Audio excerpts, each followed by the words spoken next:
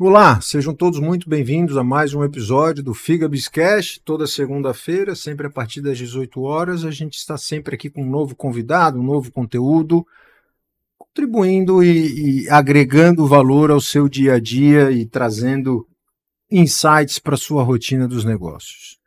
Lembrando a todo mundo, né, não deixe de se inscrever no nosso canal do YouTube e Spotify, @FigaBizcast. Nós estamos em todas as redes sociais, @FigaBiz e @FigaBizcast. Se você tiver alguma dúvida, algum comentário, algum feedback, pode entrar em contato com a gente. E se gostar do nosso episódio, não esqueça, compartilhe, encaminhe aí para alguém que você acha que vai também fazer sentido e vai aproveitar desse nosso conteúdo.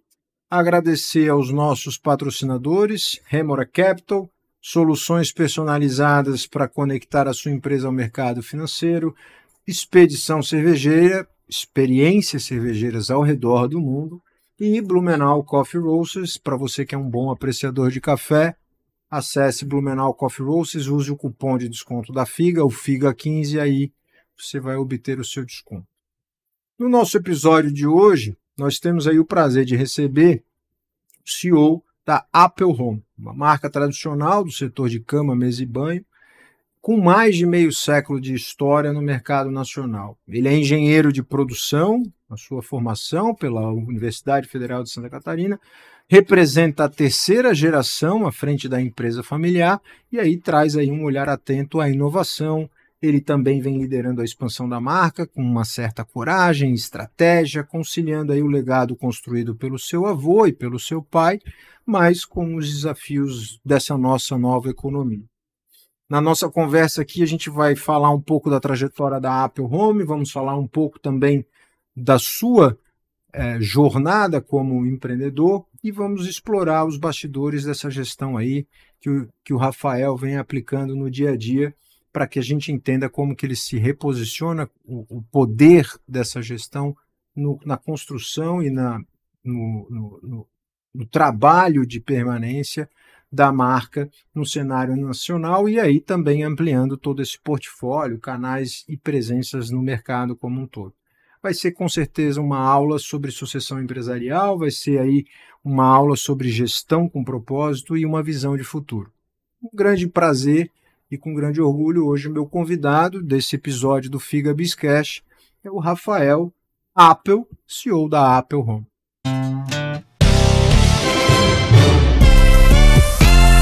Figa Bizcast, o insight que faltava em sua rotina dos negócios. Boa noite, meu amigo. Seja muito bem-vindo. Prazer tê-lo aqui conosco. Boa noite, Felipe. Muito obrigado pelo convite. O prazer é todo meu. Estou aqui para contar um pouquinho da minha história e um pouquinho da história da Apple Home. Vamos lá. A Apple Home, uma empresa aí que completa os seus 50 anos de história.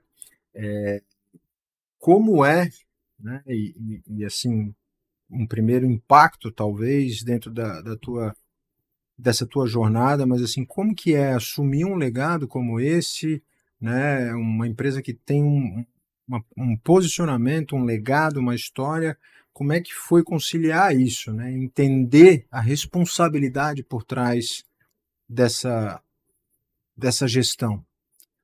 Bom, Felipe, meu início na Apple não foi nada fácil, não foi nada agradável, né? Eu, na época, lá em 2006, eu fazia engenharia de produção mecânica aqui na UFSC, em Florianópolis, e, de repente, meu pai acabou falecendo, teve um câncer e acabou falecendo em pouco mais de 30 dias. Então, eu caí de paraquedas, realmente, na Apple, assumi a empresa muito jovem, né? Tinha 21 anos, e foi muito difícil. No momento, a Apple passava por uma grave crise financeira. A gente vinha de um momento bem difícil. Lembro que uma das primeiras reuniões que a gente teve com os advogados foi numa reunião para elaborar um plano para a gente fechar a empresa. E daí, então, a gente conseguiu ir pouco a pouco retomando e reposicionando a empresa. E hoje a gente passa por talvez o melhor momento da nossa história, né? Mas é muito gratificante dar continuidade numa empresa familiar, né? A Apple é uma empresa familiar E essa cultura da empresa familiar a gente consegue trazer até hoje no nosso dia a dia. É engraçado quando tu faz essa colocação, quando tu faz essa fala, né, de que senta com um advogado com o intuito até de repente tomar uma decisão de, porra, não vamos dar sequência, ou seja, um cenário complexo, né, diante daquele momento. Tu muito jovem, né, como tu bem colocou, o que foi? Foi um conselho? Foi talvez alguém próximo? Como é que foi o Rafael tomar essa decisão de não, eu não vou encerrar isso, eu vou, cara, vou dar um peitaço aqui. Como é que é isso nessa idade tão jovem, tomar uma decisão de dizer, cara, vou enfrentar o desafio? Eu tive muita sorte, digamos, né? Deus sempre me ajudou muito. E no nosso início lá, a gente passou por dificuldades. E meu pai sempre foi um cara muito querido. Um cara talvez até querido demais. Aquela situação que ajudava demais as pessoas e muita gente passou a perna, muitos aproveitadores acabaram se aproveitando, e da bondade do meu pai. Por outro lado, muita gente, quando eu caí de paraquedas na empresa, muita gente me ajudou. Empresários de Brusque e da região abriram as portas para mim, me ajudaram, me aconselharam. Então isso aí foi um grande diferencial no nosso início. Engraçado, né, que talvez aquela bondade demais do meu pai acabou abrindo as portas para nossos novos negócios, né?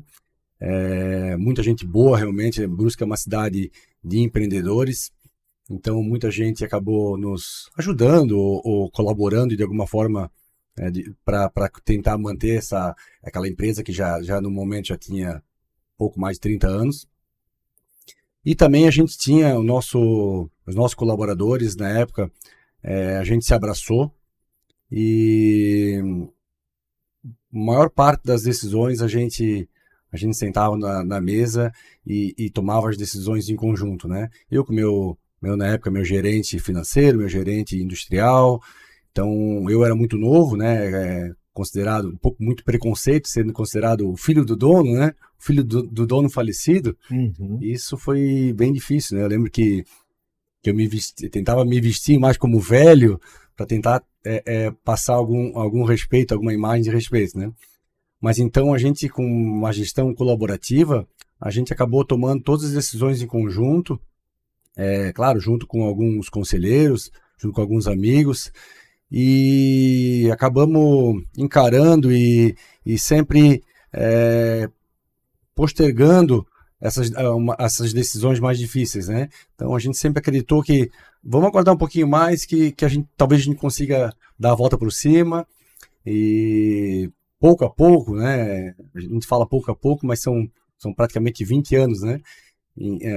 As coisas demoram a passar com muita paciência. A gente conseguiu reverter essa situação, mas foi com muita conversa, muita coragem também e muita paciência.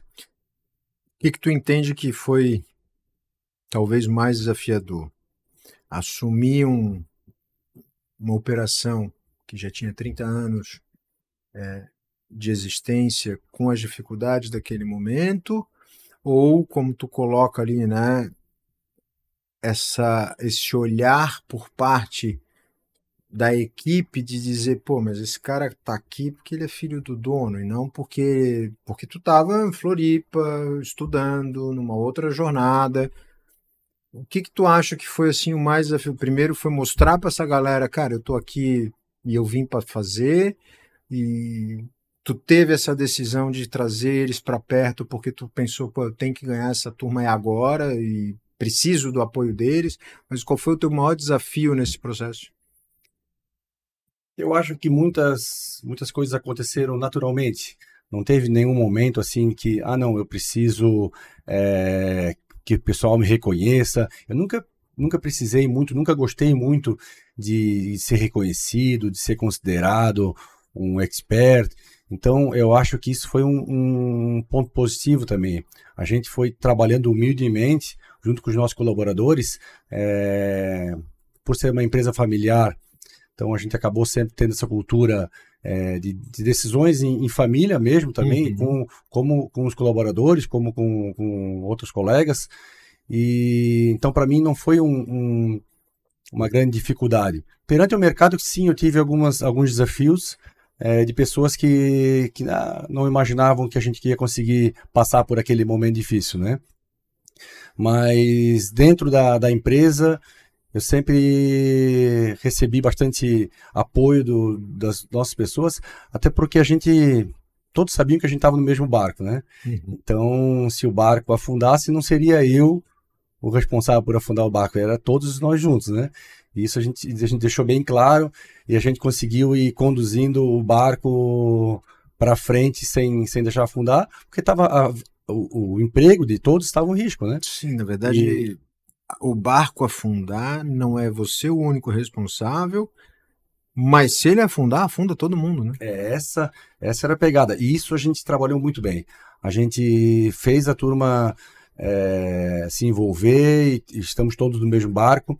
E até hoje, o ambiente de trabalho na empresa é um ambiente bom. A gente trabalha como uma família realmente, somos simples e vamos trabalhando no dia a dia, com paciência, com de propósito. E eu acho que essa fez a diferença aí. O quanto tu conseguiu trazer de novidade, de inovação para a gestão, mas o quanto que tu ainda conseguiu, ou que tu quis preservar, né, do legado do teu pai nessa gestão. Felipe, eu cheguei com 20, 21 anos, né, fazendo faculdade, então eu cheguei com bastante vontade, né, ideias novas. Meu pai passou por momentos difíceis, sem dinheiro, então não tinha muito o que inventar, né. Quando eu cheguei, eu acho que a maior dificuldade foi ter paciência, né? Paciência porque, primeiro, apagar o incêndio, para arrumar a casa. Então, eu lembro quando a gente quando a gente iniciou o nosso trabalho, a gente não tinha um ERP, a gente não tinha um sistema decente, poucos computadores na época, era muita coisa feita no caderninho, né? Na agenda. Então, o primeiro passo foi a gente tentar organizar, apagar o incêndio, organizar a casa, pagar um pouco das dívidas, né? A gente tinha bastante dinheiro com factory, então a gente conseguiu ir colocando as dívidas as contas em dia. E aí o próximo passo foi a gente começar a dar uma inovada, né? Colocar um ERP, pensar um pouco diferente, pensar em inovar o Parque Fabril, que já era bem antigo. Então, demorou muito para a gente conseguir. Eu tinha muita vontade, mas eu não podia colocar, já sair fazendo muita coisa, né? Então, esses primeiros 5 anos foram realmente anos assim que a gente trabalhou para apagar incêndio e organizar a estrutura. Na época, a gente tinha, além do nosso negócio da fábrica de toalhas, que é o nosso negócio principal, a gente tinha algumas lojas aqui espalhadas pelo litoral de Santa Catarina. E eu lembro que eu, minha mãe e meu irmão, a gente vivia do resultado das lojas, né? E durante mais de 5 anos, 100% do que a gente recebia, o que a gente ganhava na fábrica, era reinvestido na empresa. Eu não tinha salário, meu irmão não tinha salário, minha mãe também não tinha salário. A gente vivia realmente de um negócio paralelo, que era as lojas, né? E isso também fez uma diferença. Se passa aí 5 anos sem reinvestir na empresa, a gente conseguiu ir pagando as contas, conseguiu sobrar um dinheiro para reinvestir. Então, a gente conseguiu ir colocando as contas em dias, aí até começar a fazer um processo de inovação, de maquinário, de portfólio de produtos. Aí realmente as coisas começaram a fluir um pouco mais. Mas no primeiro momento, ali nos primeiros anos, tinha muita ideia, muita vontade, mas não tinha muito o que fazer. do momento que tu assume, né, e se depara com tudo que estava posto ali na tua frente, até o momento que o Rafael olha para tua mãe, para teu irmão e entende, pô, conseguimos ajustar a casa, conseguimos organizar aqui alguns pontos. É nesse cenário que tu fala ali de uns 5 anos, foi um período assim de 5 anos de turbulência mesmo, de não é hora de retirar, é só hora de reinvestir, é hora de arrumar. Foi 5 anos acreditando que ia virar o jogo. Talvez até um pouco mais que isso. E é engraçado que a gente estava montando agora um material da empresa, do histórico, e esse período de 2006 a 2013, a gente começou a se perguntar o que aconteceu nesse período. Mas não tem nada, não tem um acontecimento, não tem, parece que esse período foi um período cinzento que não existiu. É incrível porque a gente não tem um marco que aconteceu ali.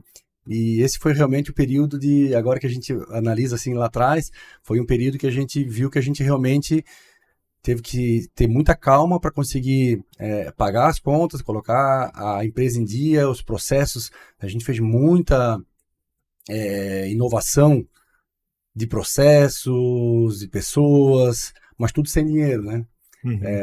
Tudo com trabalho em casa mesmo, se juntando, trabalhando muito, a gente trabalhava muito. Então foi um período engraçado agora que a gente olha aí de fora, tenta achar algum marco importante naquele período, parece que não existiu nenhum marco importante. E pelo contrário, né? Talvez foi o período mais importante da nossa história, onde a gente conseguiu resolver os maiores problemas, porque hoje em dia é relativamente fácil trabalhar com caixa redondinho, né, com estoque. Agora, trabalhar realmente sem dinheiro, com poucas pessoas, que a gente não podia pagar altos salários, então era bem mais desafiador. Faz um controle de contenção e aí assim, né, essa contenção ela acaba limitando a expansão. E aí tu tem que jogar esse jogo, pô, no lápis, né, muito bem desenhado. Tem um momento ali que vocês estabelecem ou estabeleceram uma meta de multiplicar esse crescimento da empresa em 10 vezes em 15 anos.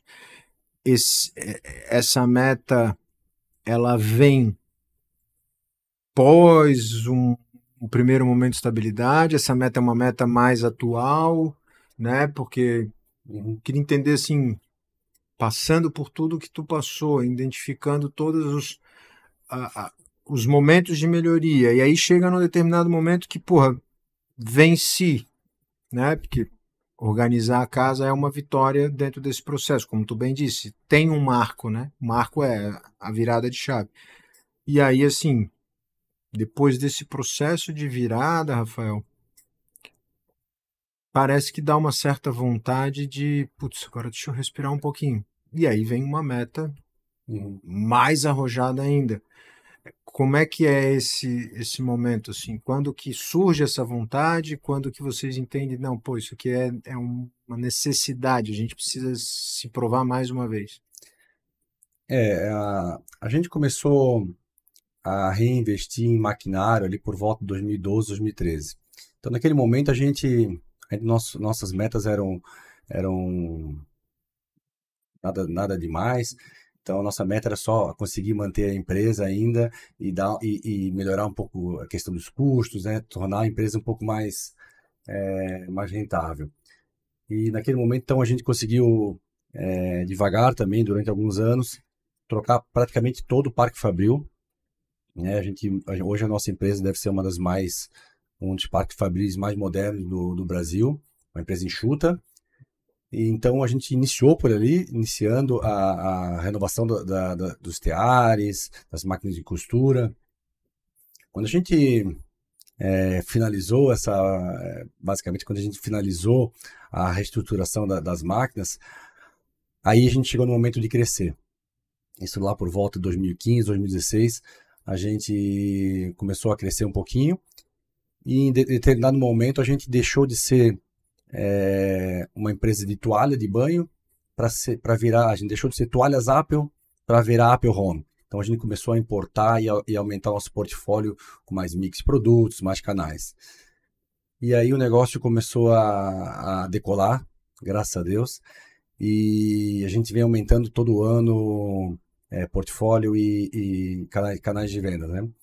Naquele momento lá em 2000 e pouco antes de 2020, a gente fez essa meta ousada aí de dobrar o tamanho, né, triplicar o tamanho até 2030. Então a gente já está praticamente o dobro de 2016 e a gente ainda dobra até 2030. Mas a ideia de aumentar, de crescer, ela vem da nossa essência, né, Felipe? Ah, se ficar parado, a concorrência atropela, né? Uhum. Então a gente foi crescendo e foi tomando metas mais ousadas com esse objetivo de não ficar para trás. É criar um novo objetivo para não perder também o foco, né? Primeira meta, bom, tô assumindo. Segunda meta, vamos resolver a casa. Tá, agora eu resolvi isso tudo. Terceira meta, pô, vamos aumentar, vamos modernizar, aí vamos aumentar. É colocar esses gatilhos até para ter um impulso, para ter um propósito por trás, né? Tu fala ali, Parque Fabril altamente tecnológico, se investe, continua se investindo em inovação. O que mais vocês estão trazendo dentro da inovação para dentro do negócio? É muito no equipamento ou muito dados, baseado em dados as decisões? Como é que vocês estão lidando com isso hoje em dia? Hoje em dia, a parte de inovação ela está cada vez mais importante, né? A parte de inovação tecnológica, de maquinário, isso é relativamente um pouco mais fácil, né? Não existe muita, não teve uma evolução muito grande em relação à inovação tecnológica de maquinário. Então a gente vem renovando as nossas máquinas conforme, né, elas vão ficando um pouco mais antigas, mais ociosas, a gente coloca a máquina nova. Mas isso, como eu disse, é relativamente fácil trocar, né? Claro, é, tem aquele custo financeiro, Custa, né? Custo mas financeiro. Mas a gente consegue fazer. Agora, essa nova parte de inovação agora, principalmente a tal da inteligência artificial que está se falando muito, isso eu acho que a gente vai mudar bastante.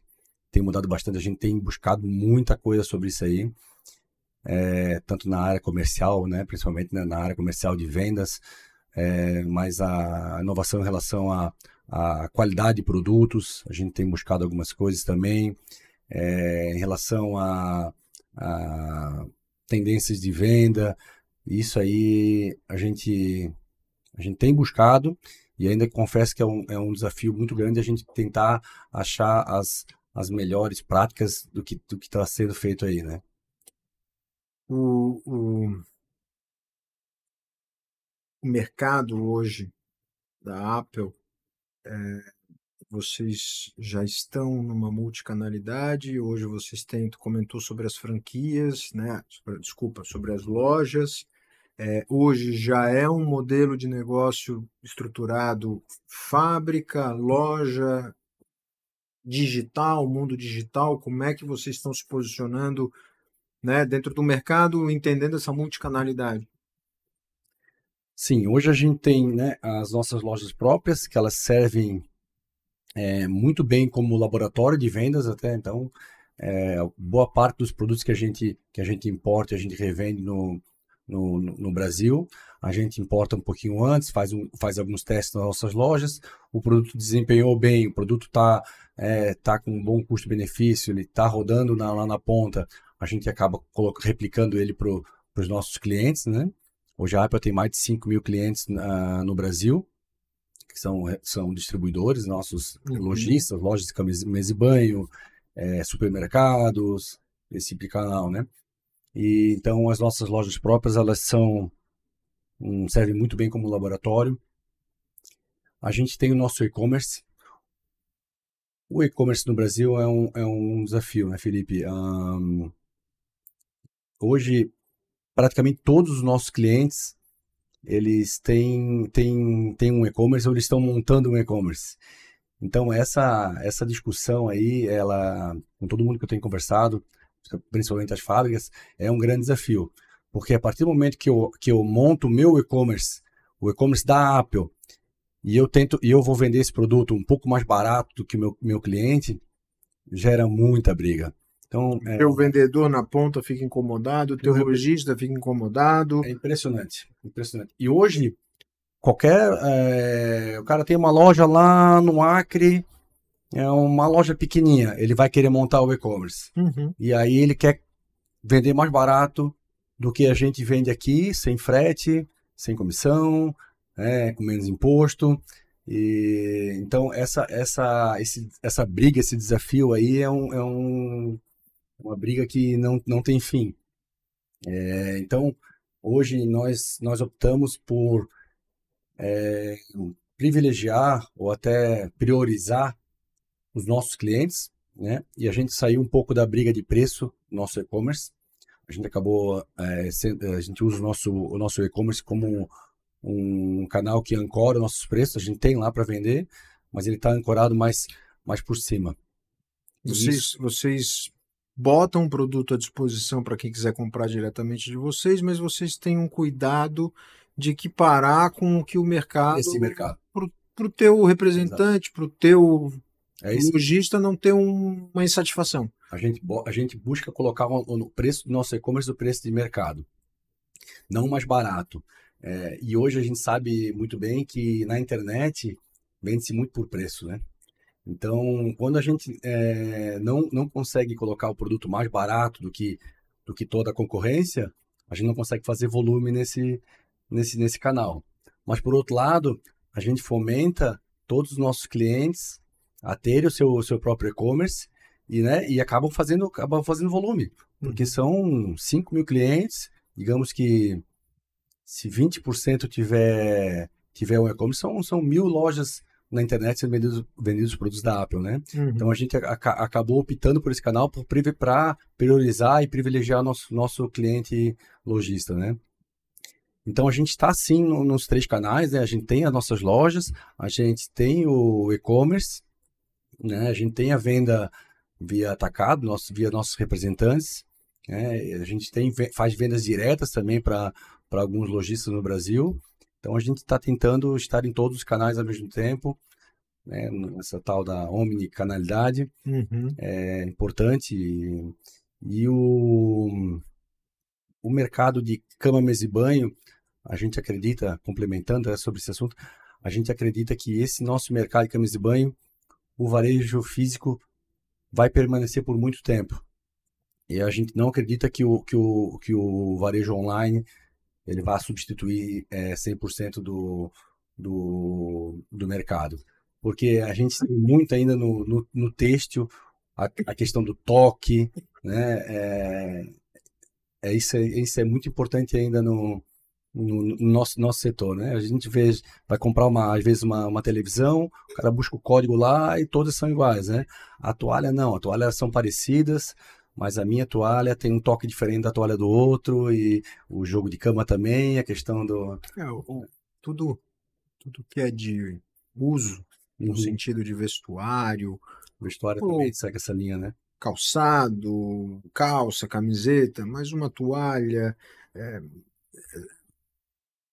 Tudo que a gente tem esse contato do corpo, um lençol, como as pessoas ainda precisam, né? E eu acho que é normal, salvo, lógico, exceções, que é aquela coisa de, eu comprei uma toalha da Apple, tomei o meu banho, porra, que negócio maravilhoso. Aí eu posso me dar a liberdade de dizer assim, tem que comprar mais uma. Eu não preciso ver. Mas se eu entrar no site da Apple ou de um lojista teu e aí eu comprei, eu tenho a toalha XXX e aí eu vou lá e vejo que existe agora uma YWZ, que é tanto disso, tanto daquilo. Opa, peraí, mas que eu gostei é esse modelo. Esse modelo aqui me chamou a atenção, mas ele é diferente. Tá, então eu vou passar lá na loja, vou encostar lá no meu corpo. Nossa, essa é mais macia, tem mais de algodão, tem mais disso. Mas é engraçado, né? Como a tua fala faz sentido no olhar assim de não consigo também ver esse mercado indo 100% para o digital. E hoje, Brasil como um todo, a Apple está presente, lojas que vocês ainda permanecem com lojas próprias. Como que está esse processo? É franquia, é própria, é distribuidor, é revendedor? Hoje a gente tem 10 lojas próprias só aqui em Santa Catarina, região aqui de Litoral, Florianópolis, Itapema, Porto Belo e Brusque também, né? E a gente deve permanecer por essa região e para as lojas próprias servirem mais como laboratório mesmo. O nosso objetivo maior é a revenda via lojistas, né? A gente está sim no Brasil inteiro, mas aí no B2B, para nossos representantes. Então a gente tem clientes no Acre, Fortaleza, Nordeste, muito São Paulo, Minas Gerais. Então a gente está no Brasil inteiro. Em relação às lojas próprias, a gente pretende ficar aqui na região. E até em relação a franquias, a gente hoje tem também, da mesma forma que que eu comentei a respeito do e-commerce, a gente tem alguns bons parceiros que já trabalham com franquias. Então a gente também prioriza esses parceiros a fazerem o trabalho deles, né? E acabam revendendo nossos produtos nas lojas deles, né? Então a gente tem muito cuidado para a gente não não ficar concorrente do nosso cliente. Isso é uma coisa que a gente preza bastante. A gente tem esse cuidado para a gente não fazer concorrência direta com o nosso cliente. O tema é um tema extremamente atual e cada vez mais ele fica atual, que é sustentabilidade, né, Rafael? O ESG vem sendo falado cada vez mais. É um tema relevante. Eu, Felipe, sempre que eu converso com empresário e tem setor têxtil, né, indústria como um todo, eu sempre costumo trazer essa pergunta e eu tenho uma visão muito peculiar sobre sustentabilidade, né? Acho que se defende muito a sustentabilidade a qualquer custo, mas ninguém olha ao ponto de entender que nem tudo que hoje se defende como sustentável entrega resultado. E um negócio tem que parar de pé. Mas hoje, como que a Apple está se posicionando? O que vocês vêm fazendo dentro da operação de vocês para olhar para isso, né, para esse tema tão relevante dentro do cenário atual? Esse é um tema bem importante nos dias atuais, apesar de que não é fácil também. Hoje a gente fez algumas pesquisas, né? Hoje um produto no Brasil aí, uma toalha de R$ 30 normal e uma toalha de R$ 32 que tem algum apelo sustentável, 95% da população vai acabar comprando a toalha de 30, né? Então é muito difícil fazer o consumidor entender isso e fazer o consumidor pagar um pouco mais num produto que ele é mais sustentável, né? A nova geração agora ela está começando a vir com um pensamento um pouco diferente, está começando a valorizar um pouco mais. Mas até então, poucas pessoas pagavam um pouco mais por ser sustentável, né? Mas não é só essa questão de pagar um pouco mais, né, Felipe, no produto ser sustentável. Eu acho que a gente tem que fazer essa parte, né? As empresas no Brasil, principalmente as que tenham mais condições, elas têm que ter um apelo sustentável, elas têm que olhar para a comunidade, elas têm que olhar para o meio ambiente, porque daqui a alguns anos a gente não sabe como é que vai ficar, né? Então, a Apple, a gente tem buscado bastantes ações mesmo de sociais, ambientais.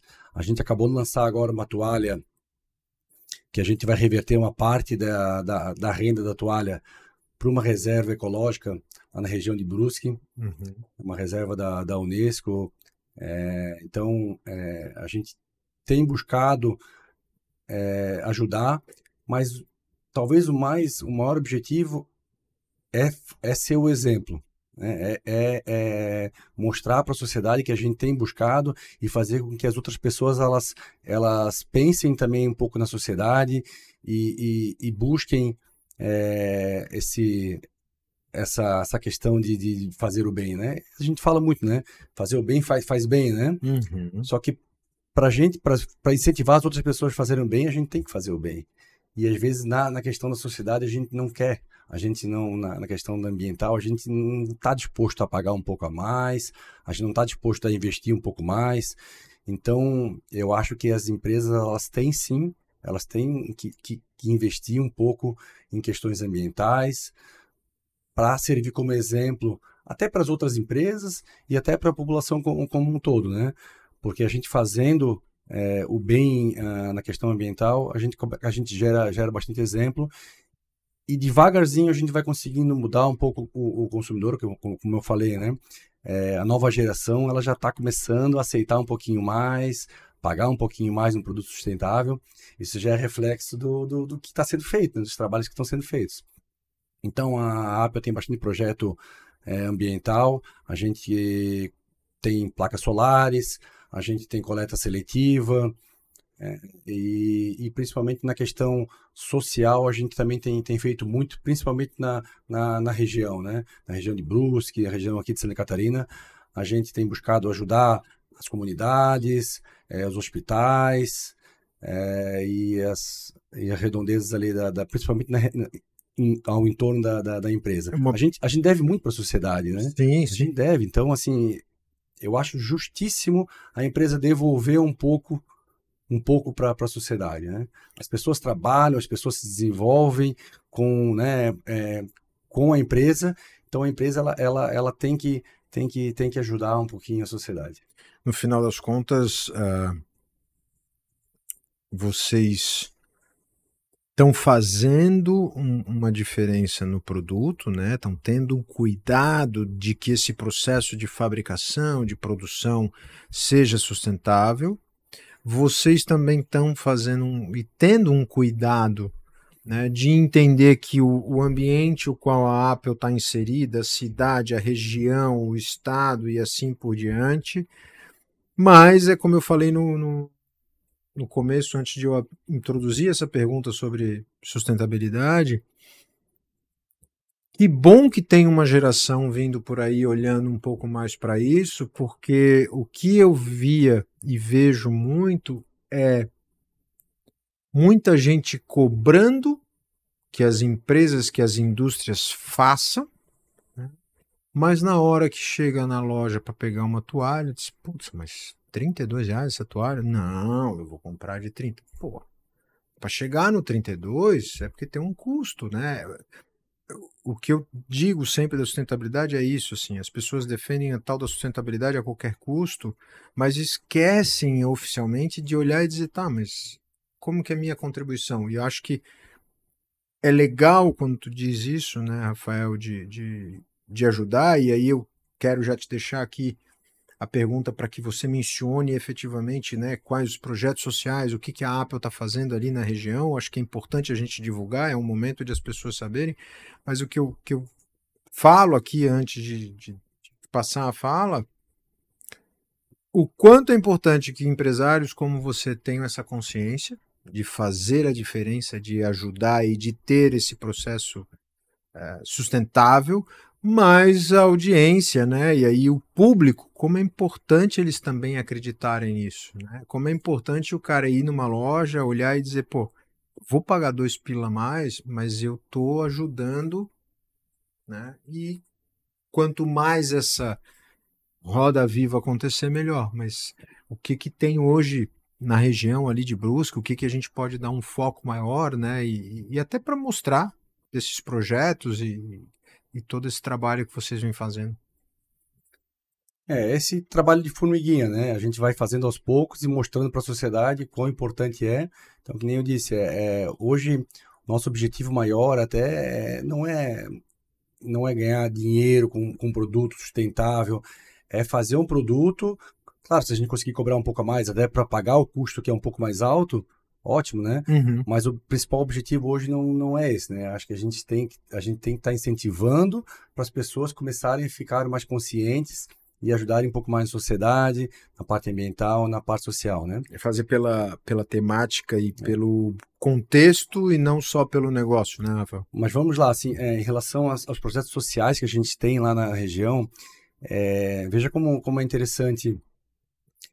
A Apple ajudou agora a pagar alguns leitos do hospital da Zambuja, lá em Brusque, né? A gente pagou 2 quartos de UTI que estão sendo reformados. Não é só questão de ajudar por ajudar, né? Por fazer o bem. Mas qual a importância da gente ter um bom hospital numa cidade como Brusque, né? A gente está tendo muito, isso não é só um problema de Brusque, mas é um problema aqui em Santa Catarina, mas do Brasil como um todo, falta de mão de obra, certo? A gente conseguindo fazer um bom hospital, a gente tendo boas creches, a gente tendo boas escolas, que a gente ajuda bastante, a chance de a gente atrair mais pessoas para virem morar em Brusque e acabar suprindo essa falta de mão de obra é muito maior. Então a gente doa, mas a gente recebe de volta. Por mais que a gente doa de coração, que a gente vai doar para a comunidade, mas a gente acaba recebendo. Tá fazendo bem, tá entregando. A premissa é essa, ponto, né? Justificativa para a gente ajudar o hospital a fazer o bem. Consequência dessa benfeitoria, aí volta. Então, olha como é importante. Às vezes a gente alguns empresários eles acabam não tendo essa consciência de que a gente ajudando, a gente incentivando, ajudando as escolas, as comunidades, as creches. Agora a gente faz o inverno solidário, a gente arrecada edredons para a gente doar para as instituições, as igrejas também, que as igrejas elas acabam tendo um papel fundamental também no dia a dia das pessoas. Que nem eu já falei, hospitais é uma grande dificuldade do Brasil, né? Então a gente ajudando, incentivando, a qualidade de vida das pessoas melhora muito, né? Isso a empresa ela deve, se tiver condições, é claro, devolver um pouco para a sociedade. Então a gente, se não fosse essas pessoas, a gente não conseguiria chegar até onde a gente chegou, né? Então se a gente conseguir devolver de alguma forma para a sociedade, eu acho muito bacana. É uma maneira de tu melhorar o ambiente de Brusque como um todo. E no final, assim, né? Um colaborador teu que tem de repente um parente numa outra região, aí começa a falar, e o cara, tá difícil aqui pra mim, porque, tem que levar meu filho no hospital, mas, eu pra ser atendido tá levando 3, 4 dias. Aqui em Brusque a gente é atendido no mesmo dia. Como assim? Não, o hospital aqui foi todo reformado e tal, não sei o que. Inclusive a empresa que eu trabalho ajudou. Cara, não tem um empreguinho aí? Isso a Brusque é uma cidade muito empreendedora, né? E a gente tem lá o Luciano da Van, e ele foi um dos caras que puxou essa iniciativa de ajudar o hospital. Então a gente já fez alguns investimentos e a gente sabe que a hora dele não deve ser nada barata, né? E ele passa 1 dia, 2 dias, uma vez por ano, ligando para quase todos os empresários, dando a cara para bater, né? Assim, não, eu preciso da ajuda de vocês. Então, olha que iniciativa bacana, né? De ele ligar, ele pedir. Você não precisa mais pedir nada para ninguém, exatamente. Né? Mas ele pede mas ele pede, por que ele não ajuda? Não, ele ajuda muito. Sim, ele já faz a parte dele, ele sabe o quanto ele pode impactar num pedido. Exato, e ele incentiva outras pessoas a também ajudarem, e a gente está tornando uma cidade sensacional, né? A nossa região ali é uma região empreendedora, qualidade de vida de Brusque é muito boa, então a chance de a gente conseguir continuar prosperando com mais mão de obra é muito maior do que uma cidade que não tem esse apoio, né? Que as coisas ficam na mão, porque hoje infelizmente a gente deixar tudo na mão dos políticos É muito difícil, né? Tá. E se a gente pensar assim, não, a obrigação é deles, a gente fica sempre naquele negócio, sempre para trás, né? A cidade não vai evoluir. A obrigação é deles, é o papel deles, mas isso não é prova nem premissa de que vai resolver, Não, e né? na maioria dos casos, claro, não generalizando, mas a maioria dos casos não resolve. É. E então eu acho que as empresas, né, elas devem sim é, se envolverem e ajudar as comunidades.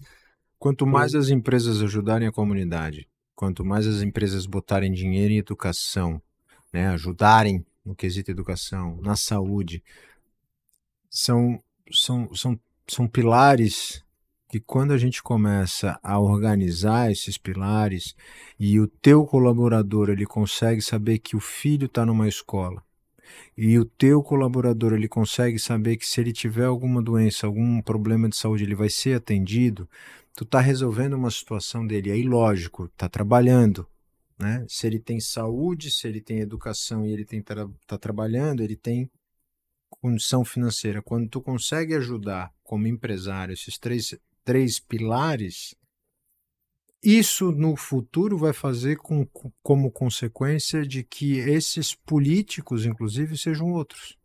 Né? Porque quanto mais conhecimento, quanto mais bem-estar, quanto mais a população tiver conforto, ela tem decisão mais, ela tem mais chance de tomar uma decisão coerente. Quando o cidadão não tem saúde, quando o cidadão não tem educação, e aí aparece um cara dizendo que vai fazer, que vai, já não tenho nada. Se esse cara está dizendo que vai fazer, eu vou dar o voto para ele. Às vezes ele nem é o cara certo. Então, eu acho assim, o papel do empresário é dar um pouco de volta, né, sem querer nada em troca, mas é ajudar. Acho que o que vocês têm feito, o que tu está contando aqui para a gente é super válido. E o quanto isso é importante para gerações futuras, né? O quanto é importante preparar esse ambiente para que, porra, o pessoal tá tranquilo. O pessoal tá podendo tomar decisão com o pé no chão, porque não tá agoniado, porque não tem um filho na fila de espera, sabe? Eu acho que isso é muito válido, muito importante.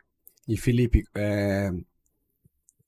vocês não têm noção de quanto é importante um funcionário, ele está trabalhando bem engajado, trabalhando feliz no dia a dia e confortável com uma situação como essa. Se ele precisar de um hospital ali em Brusque vai ter, se ele precisar de algum apoio a gente consegue. Então,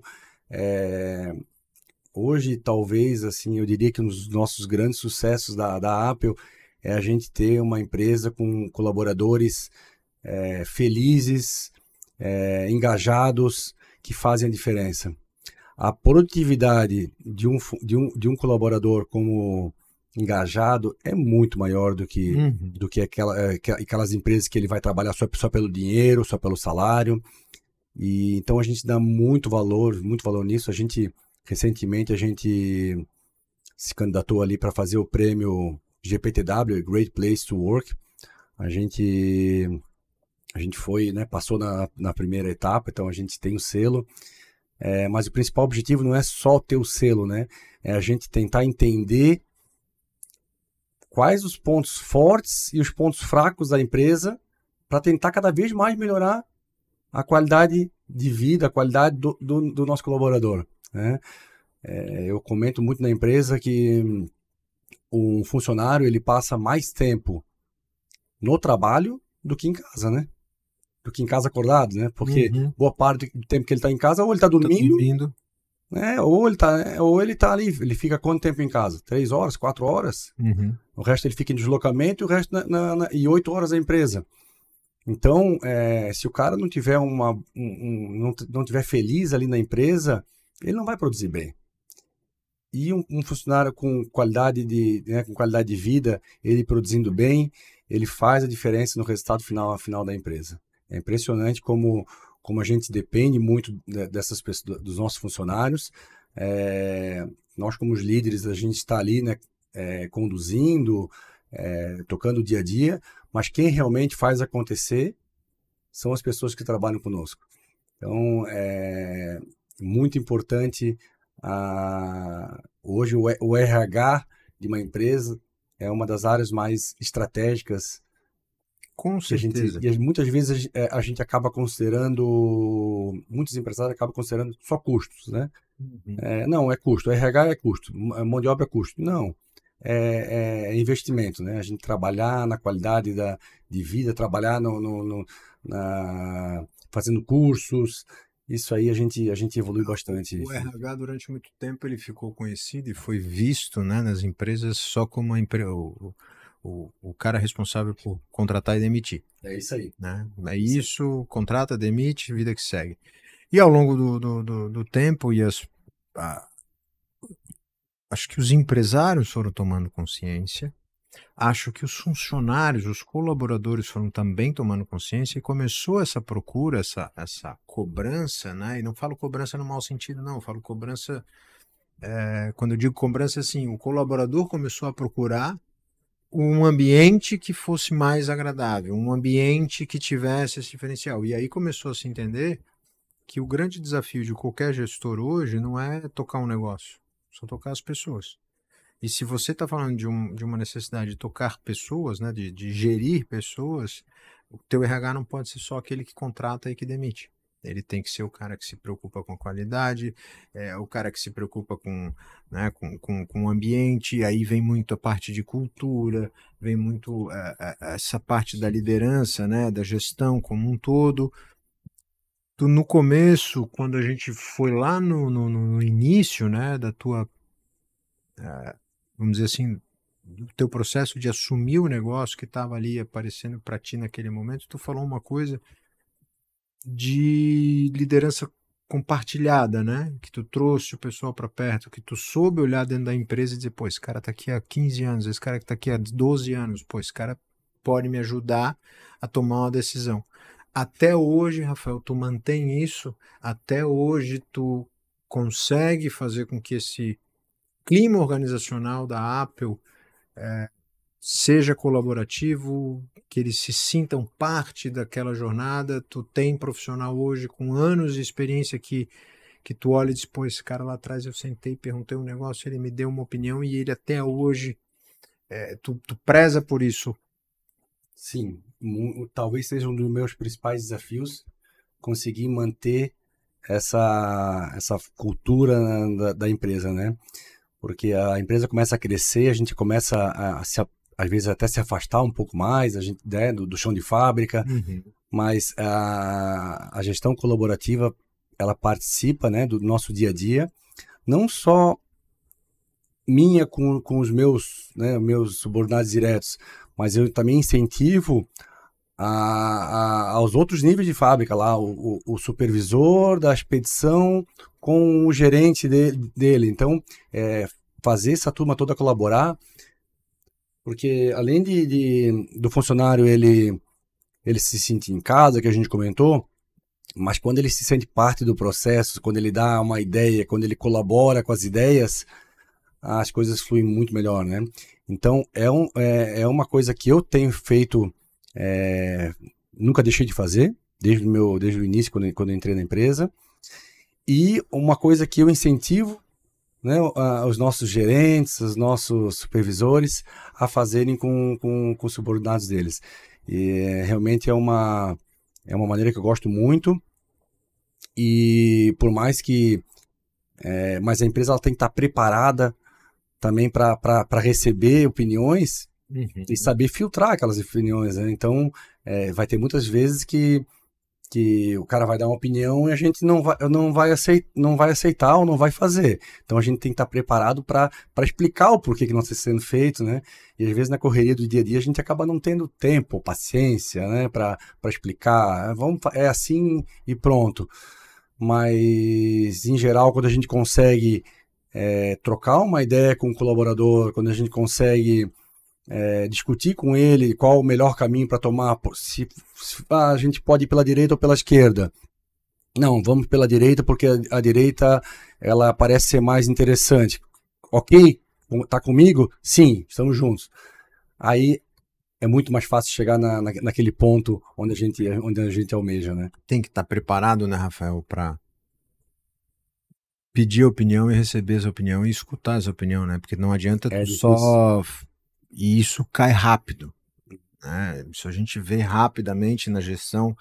Não, eu escuto a minha equipe. E aí, como tu falou, né? Pô, mas pessoal, vamos para a direita ou para a esquerda? Daí a tua equipe fala direita.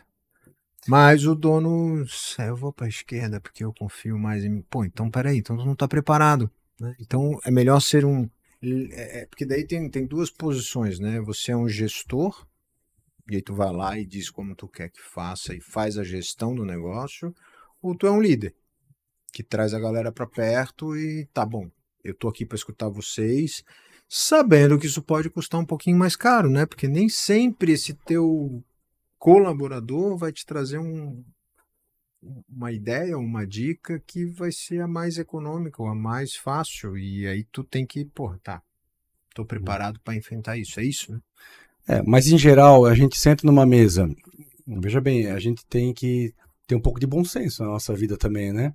A gente senta numa mesa junto com os 4, 5 principais funcionários teus, diretores. Aí os 4 falam, não, a gente tem que tomar tal decisão. Aí eu sozinho falo, não, mas eu acho o contrário e vai ser feito assim. Chega a ser uma burrice, né? Se eu vou nessa direção. Ou eles me convencem, ou eu convenço eles. Mas, gente, olha só, essa situação aqui, se a gente fizer dessa outra maneira, não existe um certo ou errado, a gente tem que tomar uma decisão, vamos juntos, o barco tá, a gente tem que estar no mesmo barco. Sim. Vocês não acham que pode dar certo também? Pô, Rafael, realmente pode dar certo, então vamos nesse caminho. Ou não, Rafael, a gente acredita firmemente que isso não vai dar certo. Tá bom, então eu vou com vocês. Claro que a gente tem que estar preparado, mas eu acho que às vezes falta um pouquinho de bom senso em algumas pessoas, em alguns gestores, que as pessoas falam, não é esse o caminho, mas não, eu vou porque eu sou o dono, ou porque...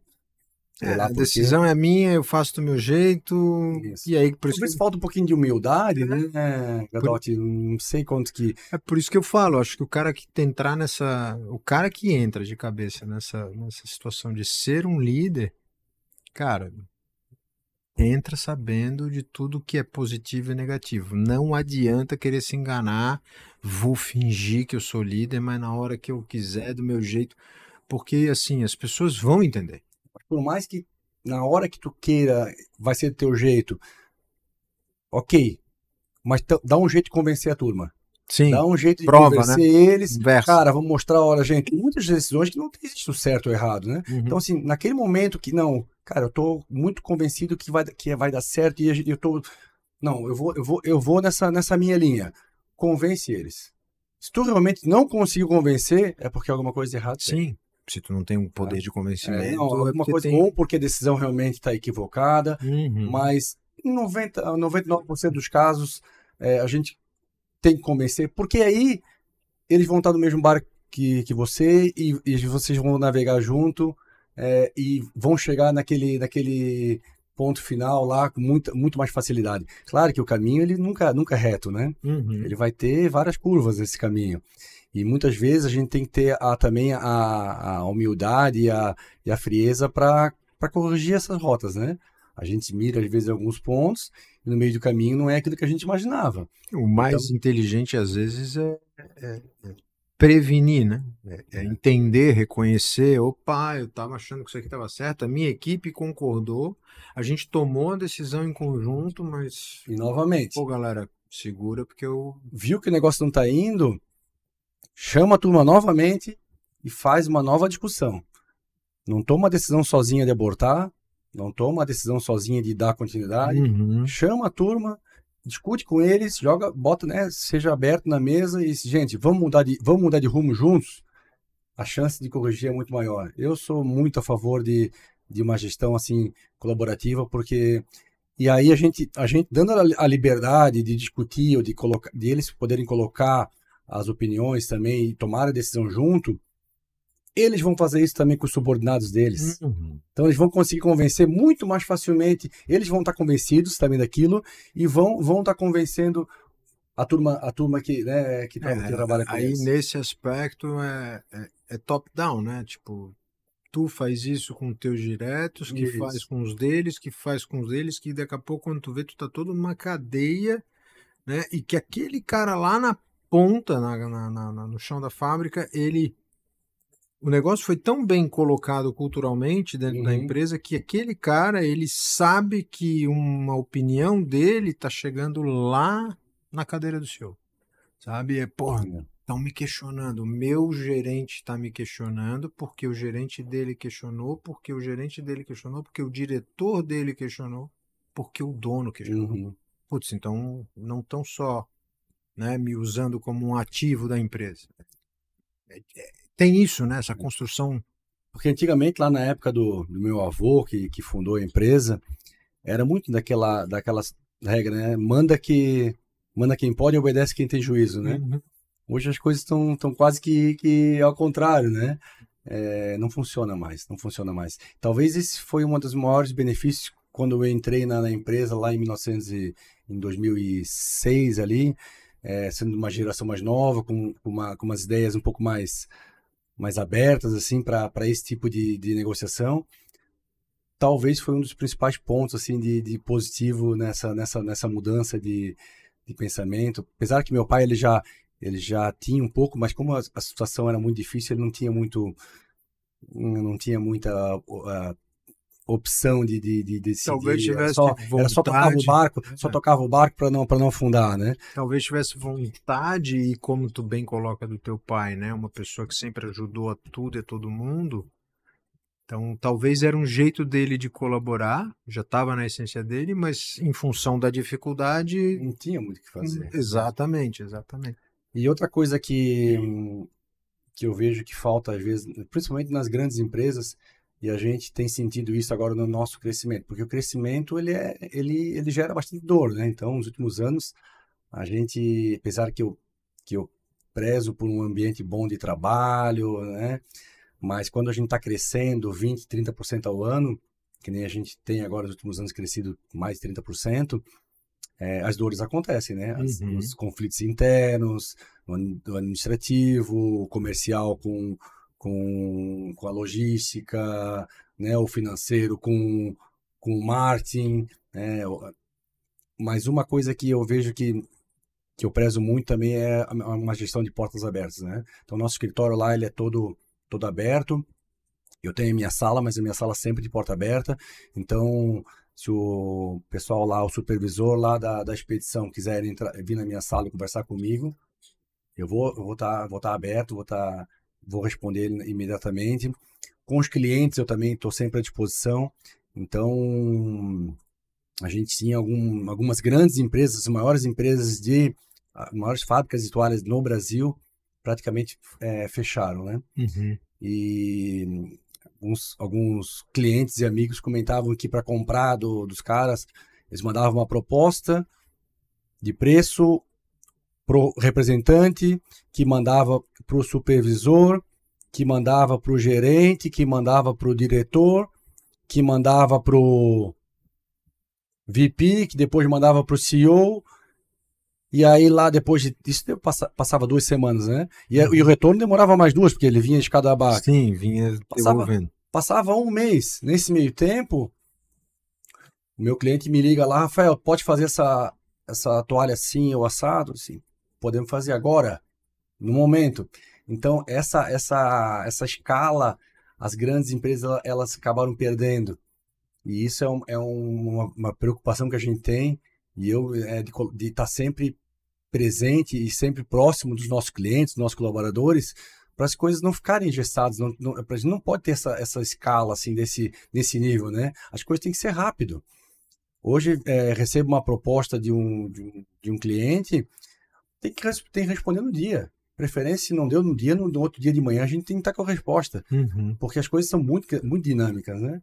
E se a empresa começa a se engessar e começa a se afastar, esse eu acho que é um dos grandes, talvez um dos grandes diferenciais da Havan em relação aos concorrentes diretos, né? A gente vê aí todos os principais concorrentes da Havan tendo balanços aí com prejuízos, né? Praticamente todos. Uhum. E a Havan apresenta uns números assim que a gente chega a não acreditar, né?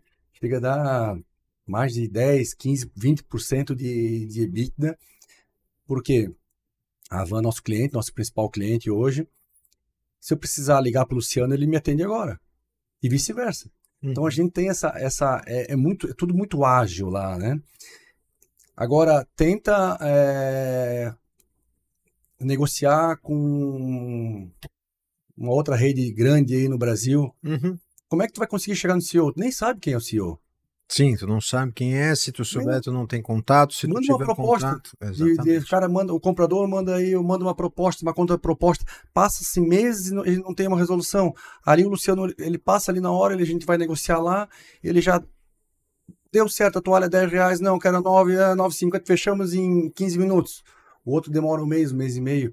E no mercado, no nosso mundo aí que a gente tem, se as coisas não forem dinâmicas, não funciona. Ele talvez hoje é uma prova viva de que tu pode crescer exageradamente, porque o que a Van vem acontecendo com ela, o que já acontece, o que estava acontecendo e o que sempre aconteceu é um crescimento, né, extraordinário, mas isso não precisa e não pode impactar no andamento do teu negócio, né? Não é, não, porque eu estou crescendo, agora eu estou expandindo, porque agora eu tenho não sei quantas lojas, porque agora eu estou com não sei quantos mil clientes, e aí, pô, fica mais difícil falar comigo. Mas é difícil, Galotti. A gente começa a crescer e a gente começa a abrir novos setores dentro da empresa. O setor de marketing antes era uma pessoa, agora a gente tem uma diretor de marketing, com supervisor, com gerente. A gente começa a botar escalas, porque senão as coisas não andam. E aí a gente tem um canal de trade, tem um canal de importação e exportação. E a gente vai colocando outros canais e a gente acaba se afastando. E muitas vezes, muitos empresários acabam deixando de ser humildes também, né? Mas Isso aí é que importante. Mas aí que tá. Eu acho que a questão de tu se afastar, acho que talvez não seja se afastar. Acho que o Rafael não está afastado. O Rafael, ele está delegando. Ele está criando uma estrutura, respeitando um crescimento de uma empresa que está faturando mais, que está vendendo mais e que, por isso, precisa ter mais gente dentro de uma área comercial, mais gente dentro da área de marketing, mais gente dentro da área financeira. Ou seja, as áreas da empresa estão crescendo porque a empresa está crescendo. Mas isso não significa que o Rafael precisa virar intocável. Né? Isso não justifica que o Rafael, talvez o Felipe comprava da Apple a vida toda lidando com o Rafael, e aí agora que o negócio fez boom, e o Rafael vai receber uma ligação e vai dizer, cara, liga pro meu gerente comercial lá, porque eu não posso te atender mais. Por que não? Sempre negociasse comigo. Eu sei que tem um processo, sei que tem um fluxo, eu sei que eu não vou mais comprar diretamente do Rafael, eu vou só, mas eu sei que eu vou ter que entrar lá no sistema, fazer meu pedido, vou ter que ligar para o gerente comercial, para o diretor, e vou ter que fazer o pedido. Eu sei disso tudo. Mas, cara, eu tô uma empresa que está fazendo 50 anos, né? E que tu tem essa virada de chave, tu assumiu, tinha 15, tu ficou uns 5 à frente, então vamos supor que tu tá 30 anos à frente. Não. Desculpa. Foi em 2006, tinha 20, isso, quase 20 anos. 20 anos, isso. Eu fiz a conta com 5 a menos. Tinha 15, pegou mais 5, 20, ou seja, tu tá, né, nessa transição ali, 25 anos para agora e tal. Mas assim, tem cara que lá atrás, quando tu tava precisando, tu ligou para ele. Pô, compra de mim aqui, pô, queria te vender minhas toalhas, queria te vender meu material, não sei o quê, pá. Pô, Rafael, vem cá. E aí hoje o cara vai te ligar e vai dizer, pô, Rafael, eu tô precisando negociar um negócio aqui, assim, não, fala com alguém. Pô, eu não tô generalizando, até acho que não dá para generalizar nesse aspecto, né, e eu não quero soar como uma coisa ruim isso que eu tô falando, não, pelo contrário, eu só tô dizendo assim, acho que quando o Rafael diz, pô, se eu passar meu telefone agora, ligar pro Luciano e disser, pô, preciso falar contigo, ele vai me atender, isso... O exemplo que ele dá é esse. Exato, não é... E assim, ele poderia, dentro do que ele está fazendo e vivendo, ele poderia dizer, pô, Rafael, não posso falar agora, te ligo depois, e às vezes até esquecer. Ou dizer, cara, liga aqui para uma assessora, um secretário meu, ele vai te dar atendimento, mas. Então, eu acho assim, o que eu quero trazer com essa minha fala, Rafael, e talvez tu concorde, é que o teu crescimento ele tem que ser estruturado para que você chegue num patamar maior, que você cresça como empresa, óbvio, mas eu acho que o que tu traz na tua fala também é assim, não perder um pouco a tua essência. Né? O Rafael que estava ali fazendo a gestão num momento de dificuldade, que Uhum. passou um obstáculo, passou dois, cara, eu continuo interessado no meu negócio. Né? É por aí, mas é difícil, novamente, assim, a gente Uhum. começa a crescer, a gente tá organizando uma estrutura aqui, uma outra lá, daqui a um pouco vai ter que ir numa loja, aí eu faço questão de ainda de viajar, visitar alguns clientes, participar das feiras, para a gente não perder essa proximidade, Claro. para não estar aí. Mesma coisa, faço questão também de passar na fábrica, dar uma volta na fábrica quase todos os dias, né, para estar em contato com os nossos colaboradores, desde da faxineira, não interessa, desde a faxineira até o nosso diretor, eu faço questão de lá dar um bom dia, para tentar manter essa proximidade, para mim continuar sendo acessível, né? Uhum. Mas muitas vezes eu digo assim que eu tenho corrido, eu tenho me esforçado bastante para conseguir manter isso. O mais fácil, às vezes, eu quero se afastar um pouco mais e beleza, tô maior, vou trabalhar menos, eu Delego mais. vou passear mais, vou delegar e acaba se afastando. E aí que eu vejo que é um grande perigo que aconteceu, que eu dei o exemplo que aconteceu nas principais, nas maiores fábricas aí do Brasil e Uhum. outras indústrias, no varejo. Os caras acabam se afastando e acaba perdendo a proximidade teus colaboradores, dos teus clientes e acaba só olhando o número e depois a conta vem. A conta vem, né? Realmente, por isso que eu tenho hoje eu incentivo a gestão colaborativa, eu estou com as portas abertas da minha sala sempre para receber. Eu, eu dou o meu cartão com WhatsApp, se precisar mandar o meu WhatsApp no momento, eu estou à disposição para se aproximar. Mas é complicado, a gente vai crescendo, família, a gente tem que organizar família, eu tenho Vida um pessoal, um neném profissional. de 3 semanas em casa, outro de 3 anos, né? Então, e um de 13. Então tem a vida profissional. Hoje, infelizmente, eu acabei abrindo um pouco mão do esporte, que para mim é uma paixão também, né? Eu venho da natação, que eu acho Uhum. até, Felipe, que fiz questão de citar aqui, porque o esporte também, cara, ele é muito disciplinador. Principalmente no teu início ali, quando criança e quando jovem, ele é o principal disciplinador de um jovem, ele te coloca no trilho. Então, ele dá resiliência, o esporte ele te disciplina, ele te aprende a perder, muitas vezes, na maioria das Treinar. vezes, a treinar. Teve alguns anos ali que eu treinei praticamente todos os dias, de segunda a sábado, quando eu tinha 13, 14, 15 anos, fazendo natação. Quando eu não estava com vontade, o que acontecia? Eu ia treinar. Quando eu estava com vontade era mais fácil. Mas então, assim, ó, hoje eu falo muito pro meu filho, às vezes ele, hoje eu não tô afim no tênis. Não, tu tens que ir, faz parte. Não é só quando a gente tá afim, né? Se E no assumiu uma trabalho, no responsabilidade, trabalho é é isso assim, aí. né? É isso aí. Então, infelizmente, eu tô abri um pouco mão do meu esporte, mas é porque eu sei também que tô com um menino de 3 semanas em casa. Eu acho que no futuro aí eu vou conseguir voltar e fazer meu triatlon, que eu gosto. Mas conciliar essa vida familiar, vida lazer e a empresa é bem desafiador, né? Quanto mais a empresa cresce, mais difícil ainda. Porque a gente pensa, não, eu vou ficar com a empresa maior, agora eu vou poder relaxar mais, né? Tá sobrou um pouco mais de dinheiro, eu posso sair, pelo contrário. Aumenta a demanda. É, Aumenta a demanda, no que aumenta a demanda, aumenta a dependência de algumas coisas por parte do empresário. Em paralelo, normalmente quando a empresa começa a trilhar um cenário legal é quando o cara constitui família é quando vem um filho, e aí tu começa a ser demandado de outros afazeres, né? Ser pai, ser marido. Então, assim, mas a minha empresa tem um tamanho X e eu também já tenho filho e eu já tenho esposa. Beleza, mas esse tamanho de empresa divide o teu tempo entre a tua família e a tua empresa e tá tudo certo. A partir do momento que essa responsabilidade começa a crescer, muda de figura. E acho que é fácil de compreensão para as pessoas, é muito simples. Tenha um filho, teu tempo é um. Tenha 4. Ponto.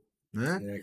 Família cresceu, tu tem 4 pessoas dependendo de ti, mais a tua mulher, vai fazer a gestão desses 5.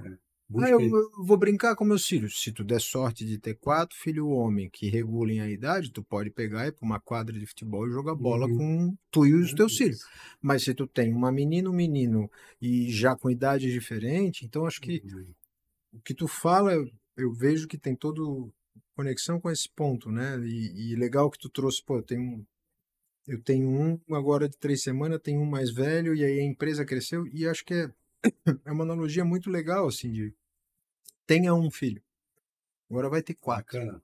Tu tem que fazer a gestão do teu tempo. O que eu quero dizer é, quando a Apple começa a crescer, é como se tu estivesse ganhando mais um filho, 2, 3, 4. Tem que cuidar de todos. Cada diretor teu é um filho. Né? Vamos colocar nesse desenho. O amor, cuidar de todos, realmente.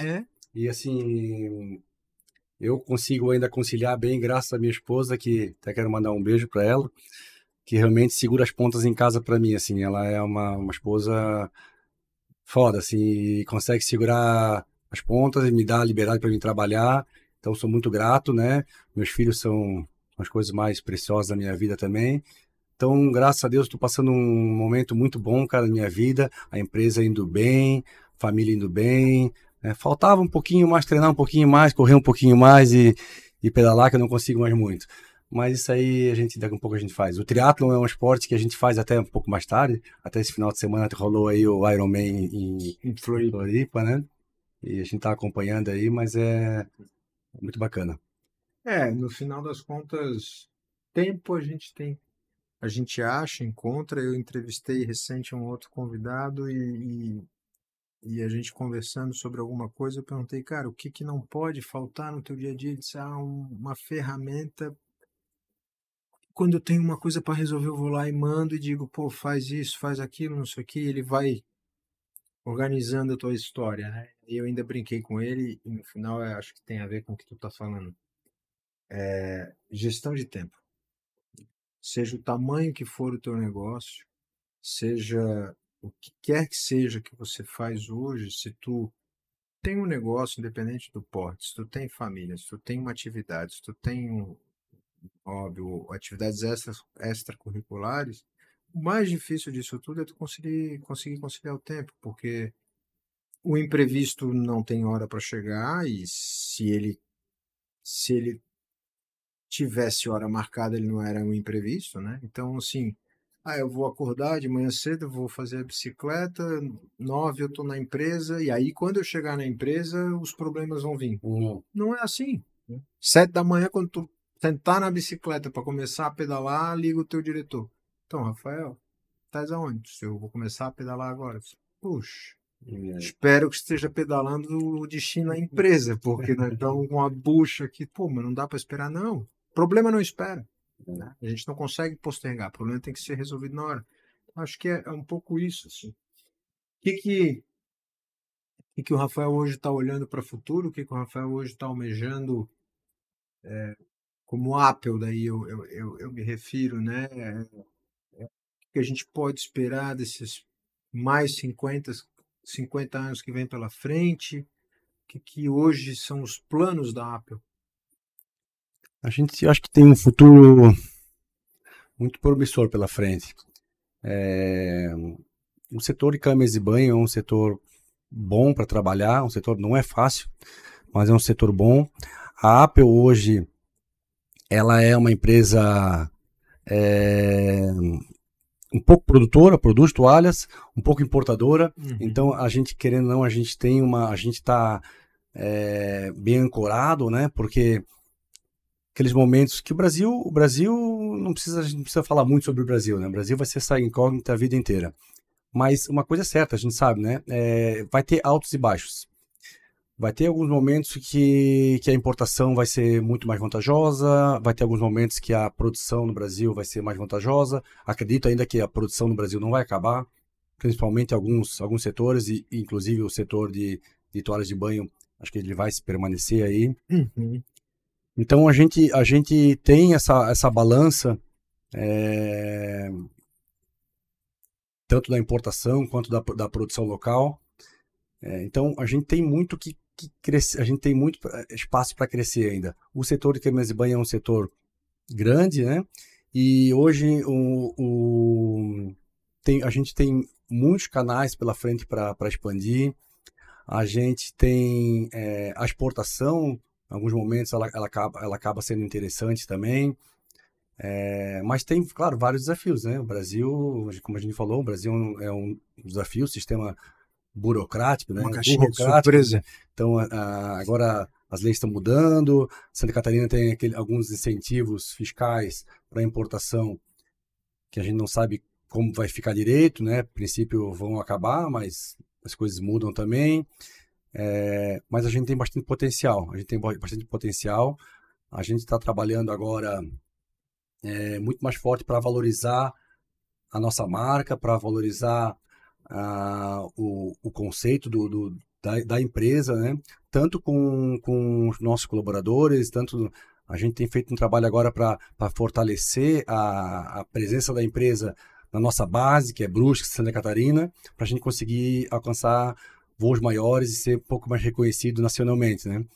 Mas a gente já tem um trabalho aí de 50 anos de empresa e a gente tem trabalhado mais forte com a marca nos últimos 3, 5, então é muito recente.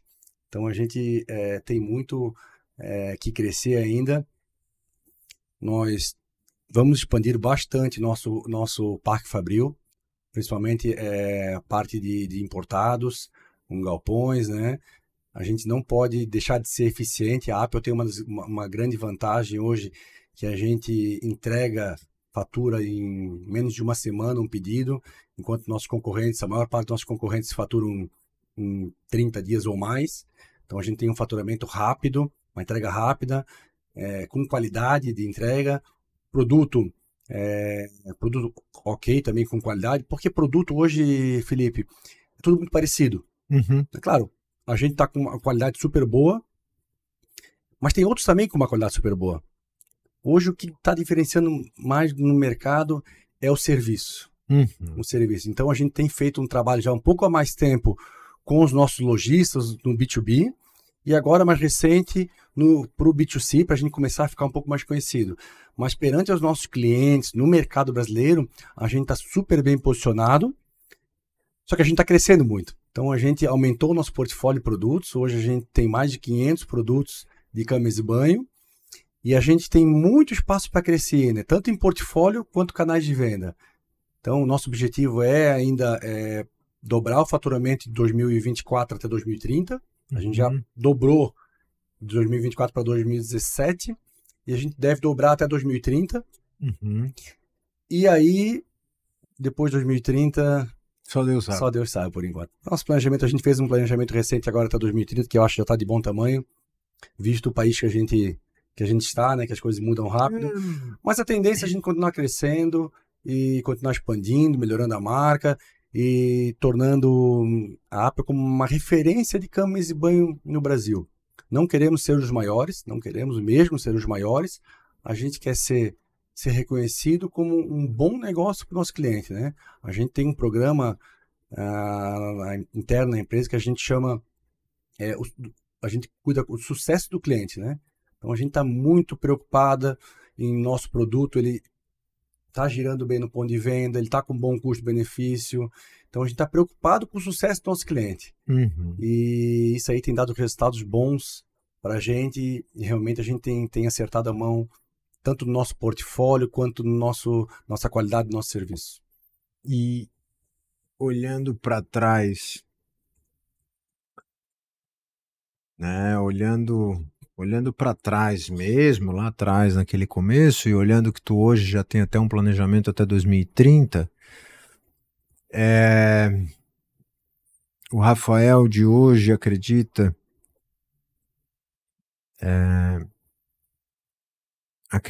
ou melhor, né? Será que o Rafael lá atrás tinha essa esperança? E aí eu vou te fazer uma pergunta padrão que eu tenho aqui, porque eu faço sempre para meus clientes, né? E é muito o que hoje, 2025, com um planejamento para 2030 já feito, tu diria para aquele Rafael de 20 anos, recebendo na frente dele todo aquele cenário, e não é só o fato da gestão. Eu acho que uma coisa acho que é teu pai te chamar e dizer, vem cá, meu filho, assume. Outra coisa é o ambiente te dizer, né, teu pai não tá aqui, então tu tem que assumir, né?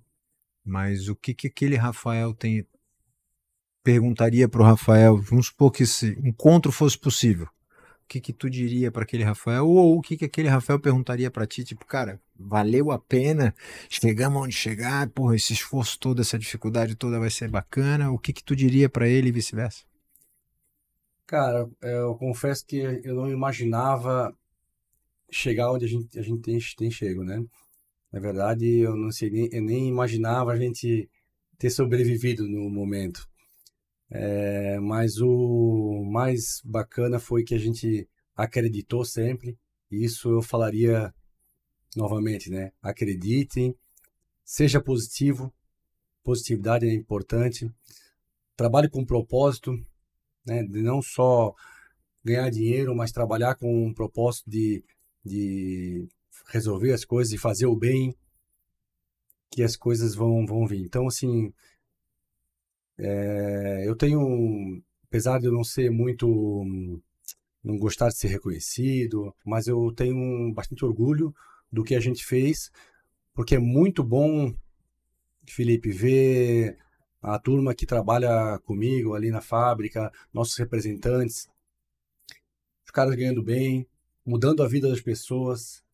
Cara, isso aí não tem um prazer maior para mim do que ver as pessoas que estão ao meu redor ali, né, que dependem da Apple, estarem satisfeitos, tanto financeiramente quanto com a vida boa, trabalhando num bom ambiente de trabalho. Então, penso que a gente tem que ser, né, falaria pro Rafael lá de 20 anos, cara, seja positivo, trabalhe com bastante propósito, tenha coragem, e talvez o mais importante, paciência. Paciência, que as coisas não se resolvem né, de um ano para o outro. O meu caso foi 20 anos, mas parece que foi ontem. Mas eu sou um cara muito ansioso e é muito difícil eu conseguir ter um momento, não, cara, agora a gente tem que aguardar, a gente tem que ficar aí um ano, meio ano, 2 anos sem crescer para pagar as contas. Mas se não tivesse tido um pouco de paciência, teria quebrado. Então, a paciência nos deu tempo para a gente colocar as coisas em dias, a positividade também, claro, nos deu esperança, né? Mas o importante é a paciência, nos deu tempo para as coisas irem se ajeitando e trabalhando com propósito, com boa fé, com certeza as coisas vêm.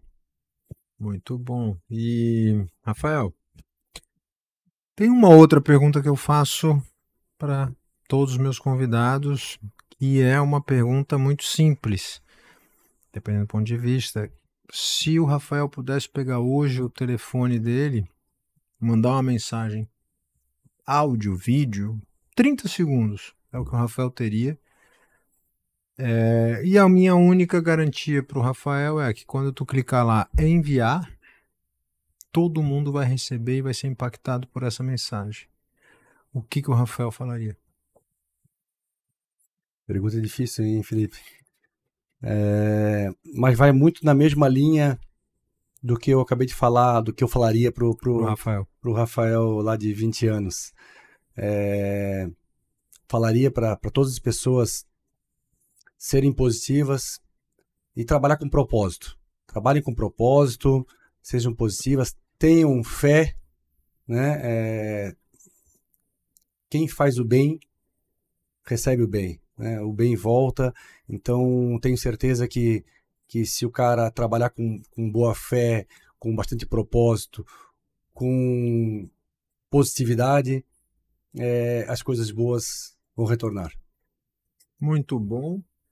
Eu queria registrar aqui, ó, o Rafael trouxe para mim uma lembrancinha, então queria te agradecer, Rafael, né? Mostrar aqui, ó, queria te agradecer, cara, pelo carinho, pelo mimo, né? E te agradecer pelo teu tempo, agradecer a tua, né, a disponibilidade de estar aqui, de contar um pouco dessa história. É uma história realmente que deve ser contada. Eu acho que tu tem uma trajetória de vitória, uma trajetória de construção de algo muito positivo, muito legal, e de orgulho para quem é catarinense, para quem acompanhou essa história. Eu acho que parabéns e, cara, meu muito obrigado. E aí, retribuindo, isso é uma lembrança para ti, a nossa caneca do programa, do Figa Biscash, em forma de agradecimento aí pelo teu tempo também, pela tua disponibilidade, mas te agradecer pela conversa e deixar aí à disposição sempre o canal e para suas considerações finais.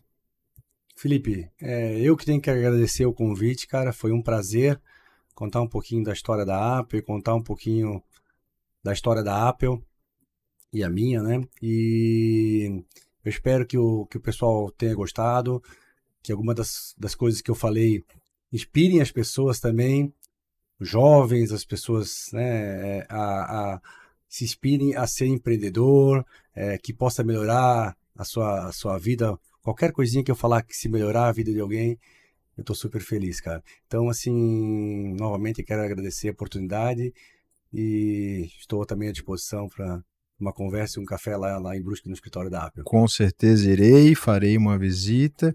E aproveitando, quem quiser conversar com o Rafael ou quem quiser conhecer um pouquinho mais da Apple, os mídias sociais, consegue falar com vocês? Como é que fala com vocês? Sim, eu tenho um Instagram, né? Apple Rafael. Apple Rafael. Vai estar Vai estar na tela, na pessoal tela aí. Acompanhando. E o Instagram da Apple também, sigam o Instagram da Apple, é Apple Home. A gente está trazendo bastante novidade da empresa, um pouco do dia a dia da empresa também. Então, eu estou disponível ali. Se mandar uma mensagem para mim no Instagram, vou responder com certeza. Muito bom. Para quem está nos acompanhando, eu tive aqui o prazer de conversar com esse empresário que tem uma jornada vitoriosa, né? Diante de um desafio, diante de um episódio, foi provocado e essa provocação acabou gerando no que a gente hoje acompanhou aqui no nosso episódio número 64, uma empresa com 50 anos de história e que com certeza vem aí desenhando planejamento e condições para mais 50 e mais 50 e assim por diante. Então, obrigado, Rafael, foi um prazer ter você hoje aqui conosco. Lembrando, né, a conversa fez sentido, foi bacana, foi legal, muito do que o Rafael falou aqui eu acho que serve de aprendizado para outros empresários. Compartilhe, marque os seus conhecidos aqui que você acha que essa conversa pode também contribuir para o dia a dia dela. Nosso canal no YouTube, @FigaBiscast, nosso canal no Spotify, @FigaBiscast, estamos em todas as mídias sociais com @FigaBiscast ou FigaBis. Feedback, comentário, tudo que vocês precisarem e quiserem é só entrar em contato com a gente. Se precisar fazer contato direto com o Rafael ou com a Apple, entre em contato, a gente bota vocês em contato também, né? Então não esqueçam, ative o sininho, compartilhe, curtam, para que toda semana, toda segunda-feira, quando a gente tiver um novo episódio, você possa ser devidamente notificado. E os nossos patrocinadores, Remora Capital, soluções personalizadas que vão conectar a sua empresa ao mercado financeiro, Expedição Cervejeira, levando todo mundo aí ao redor do mundo para ter experiências cervejeiras valiosas, e o Blumenau Coffee Roasters, para você que é um apreciador de café, use o nosso cupom de desconto, acesse Blumenau Coffee Roasters e use lá o FIGA15 e aí obtenha o seu desconto nas suas compras. O meu muito obrigado e até a próxima segunda-feira em mais um Figa Bizcast.